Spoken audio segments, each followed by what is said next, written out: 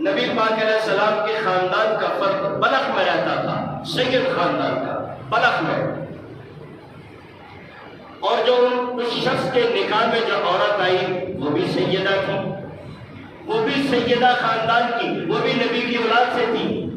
دونوں کا نکاح ہوا، حالات کمزور تھے، ضرورت معاش پاس نہیں تھے، زندگی گزارنے کے لیے معاشی نظام کمزور تھا۔ اللہ نے چند بیٹیاں عطا فرمائی، وہ بھی سیدہ، وہ بھی صاحبزادیاں سیدہ خاندان سے۔ حالات نے پاسا بدلا، حالات بدلے، حالات کے تیور بدلے، شوہر انتقال کر گیا۔ معاشی نظام پہلے کمزور تھا، شوہر کا انتقال ہو گیا، بیٹا بھی کوئی نہیں، بیٹیاں نے لوگوں کے تانوں کی وجہ سے، دشمنوں کے تانے کی وجہ سے گزر مشکل ہو رہا تھا۔ اس سیدہ عورت نے بلخ کو چھوڑ کر سمرقند کا رخ کر لیا۔ وہ عورت سمرقند پہنچی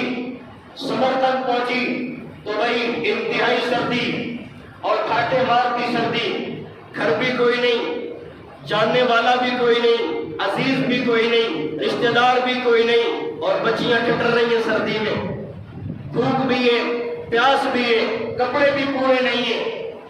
سردی کے بچاؤ کے لیے اس عورت نے، سیدہ خاندان کی سید عورت ہے، شوہر نہیں ہے، بچیوں کو سمرقند کی مسجد میں بٹھا دیا۔ مسجد میں بچیوں کو بٹھائی اور فرمایا کہ بٹیا یہاں بیٹھو، نانا کو یاد کرو، درود و سلام کرتے رہو، میں تمہارے کھانے کا انتظام کروں گی۔ باہر نکلی گلیوں میں کہیں سے کوئی کھانے کا انتظام ہو جائے تو سمرقند کا حاکم، مجمع لگا ہوا، سردی کا موسم میں لوگ بیٹھے ہوئے، اس مجمع میں گئی، مجمع میں جا کر سمرقند کے حاکم سے کہا، اپنی رودات سنائی اور قسم پرسی بتائی، میں سید خاندان سے تعلق رکھتی ہوں، حالات کمزور پڑ گئے، شوہر انتقال کر گیا، بچیاں سردی کا موسم میں ٹھٹر رہی ہوں، مسجد میں بچیوں کو بٹھا کر کے بھوک اور پیاس سے کچھ لینے آئی ہوں۔ اس سمرقند کے مسلمان حاکم نے اس سیدہ عورت سے سوال کیا کہ تیری کوئی شہادت دینے والا ہے، تیری کوئی گواہی ہے کہ تو سید خاندان کی عورت ہے؟ اس عورت نے جواب دیا، بھیا یہاں میرا جاننے والا کوئی نہیں، میں کس کو گواہ بنا کر پیش کروں تیری عدالت میں جو میرے سید ہونے کی گواہی دے؟ کوئی بھی نہیں ہے۔ اس نے بے رخی کی، کچھ دیا نہیں، یوں ہی چلتا کر دیا، موڑ دیا۔ وہ چلتے چلاتے گلیوں سے گزرتے گزراتے ایک اور مجمع لگا ہوا، اس مجمع کی طرف چلی گئی، وہاں دیکھا ایک کافر مجوسی وہ بھی بیٹھا ہوا تھا، اس کے گرد بھی چند لوگ بیٹھے ہوئے۔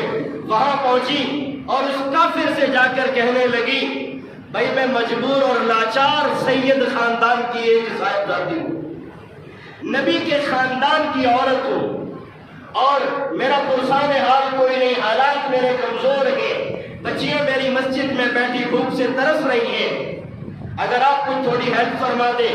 مسلمانوں کا حاکم اور سمرقند کا حاکم، اس نے میری ہیلپ نہیں کی، اس نے مجھ سے بے رخی کی، مجھ سے شہادتیں اور بینہ اور گواہیاں مانگی ہیں، لہذا آپ کر سکتے ہیں کچھ؟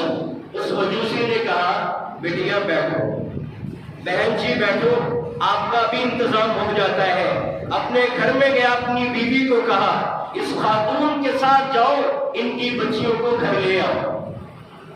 وہ عورت، وہ مجوسی ہے، کافر ہے، کافر اب بھیج رہا ہے اپنی بیوی کو کہ جاؤ، یہ نبی کی اولاد ہے۔ میں بتا رہا ہوں نبی کی اولاد سے محبت کس قدر ضروری ہے۔ کیا یہ نبی کی، اگرچہ ہم اس نبی کی شریعت کو فالو نہیں کرتا، اگرچہ میں مسلمان نہیں ہوں، لیکن یہ مسلمانوں کے نبی کی اولاد ہے، جاؤ ان کی بچیوں کو لے کر آؤ اور اس عورت کو لے کے آؤ۔ اس جگہ وہ گئی ہے، ساتھ لائی، گھر میں بٹھایا، کھانا کھلایا، کپڑے پہنائے، اچھا جوڑا دیا، عزت دی، احترام دیا۔ رات ہو گئی، فرمایا بیٹی آرام کرو، اپنے بچوں کے ساتھ آرام کرو، جتنا ہو سکا تمہارے ساتھ میں مدد اور ہیلپ کروں گا، کیونکہ تم نبی کی خاندان کے فرض، نبی کی اولاد ہو۔ تم سو گیا رات کو۔ اسی رات میں समरकंद का जो हाकिम जिसने सैयदा औरत को वापस कर दिया था, रात को मैदान हशर नजर आ गया ख्वाब में। मैदान हशर लगा हुआ है, जनाबे नबी पाक सल्लल्लाहु अलैहि वसल्लम मैदान हशर में मौजूद हैं, आपके दस्ते मुबारक में झंडा है। सारी उम्मत और अंबिया, सारे नबी और सारी अंबिया, औलिया और अबदान मेरे नबी के झंडे के नीचे, हजरत आदम से लेकर जनाब ईसा अलैहिस्सलाम तक नबी के झंडे के नीचे जमा है। ये भी गया तो सामने एक महल नजर आ रहा था, सामने जन्नत के नजारे अल्लाह ने खोले, हमने जन्नत का महल नजर आ रहा। इस हाकिम ने जिसने सैयदा औरत को वापस कर दिया था, इसने नबी पाक अलैहिस्सलाम से पूछा, अल्लाह के नबी ये महल किसका है? वो सामने जो जन्नत नजर आ रही ये किसकी है? नबी पाक अलैहिस्सलाम ने फरमाया, लिरजुलिन मुस्लिमिन मुवहिदिन, ये एक मुसलमान का घर है, ये एक मुसलमान का महल है। वो कहने लगा, अल्लाह के नबी अना मुस्लिमुन, मैं भी तो मुसलमान हूँ, क्या मुझे ये घर मिल सकता है?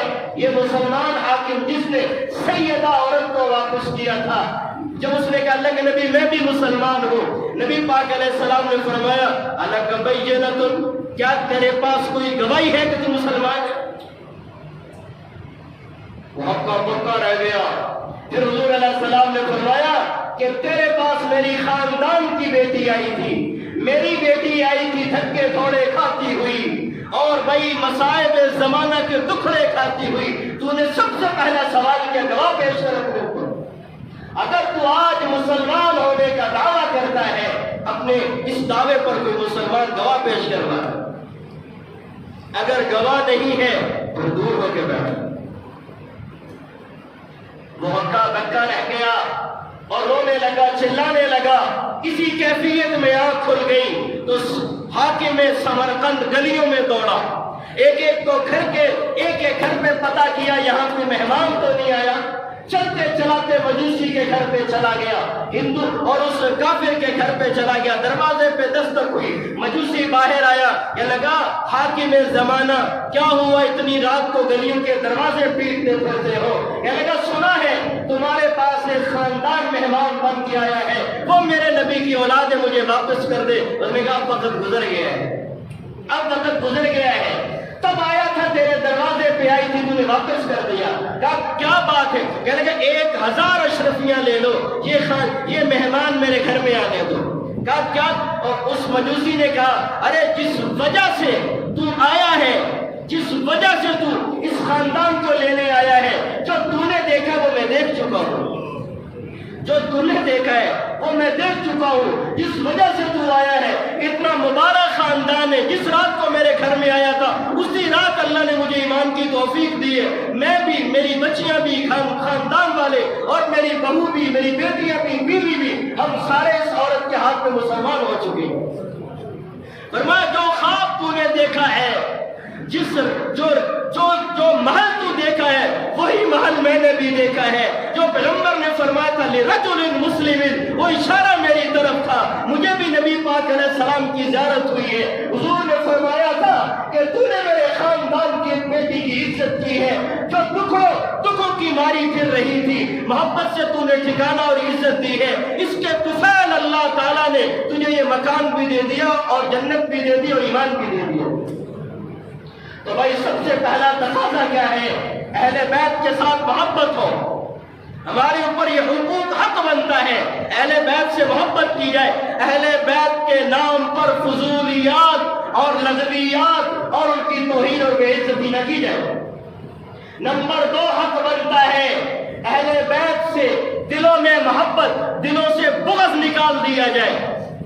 अरे जो कोई बंदा अहले बैत से बुग़्ज़ रखता हो, ये बात याद रखना, दिल की तख्तियों पर लिख के जाना। अगर कोई हजर अस्वद और मकाम इब्राहीम के दरमियान इबादत करता हो, बैतुल्लाह की रात दिन तवाफ करता हो, लेकिन नबी पाक के खानदान से बुग़्ज़ रखता हो, ऐसे शख्स के लिए जन्नत की खुशबू भी हराम है। जो बुग़्ज़ नबी, बुग़्ज़ अहले बैत रखता हो, फरमाया मन अहब्बा अलीयन फअहब्बनी, जो अली से मोहब्बत रखता है वो मुझसे मोहब्बत रखता है।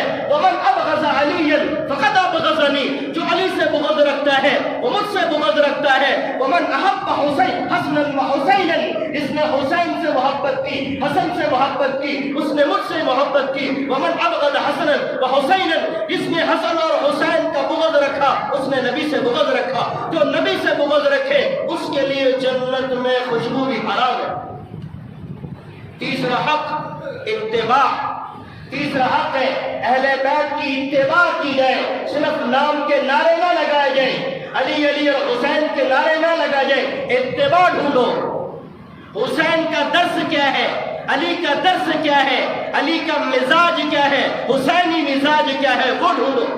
صرف نعروں سے بات نہیں بنے گی، نعرے لگانے والے بہت ملیں گے لیکن حسینی کم نظر آئیں گے۔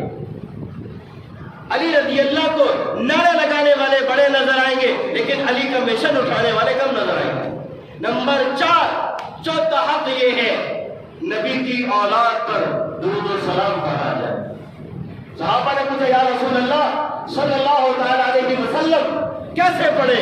فرمایا اللہم صلی علی محمد وعلی آل محمد، کہہ دو اللہم صلی علی محمد وعلی آل محمد کما صلیت علی ابراہیم وعلی آل ابراہیم انک حمید مجید، اللہم بارک علی محمد وعلی آل محمد کما بارکت علی ابراہیم وعلی آل ابراہیم انک حمید مجید۔ اللہ تعالی ہمیں اہل بیت سے محبت نصیب فرمائے، اہل بیت کی قدر نصیب فرمائے اور اہل بیت کے مشن پر چلنے کی توفیق عطا فرمائے۔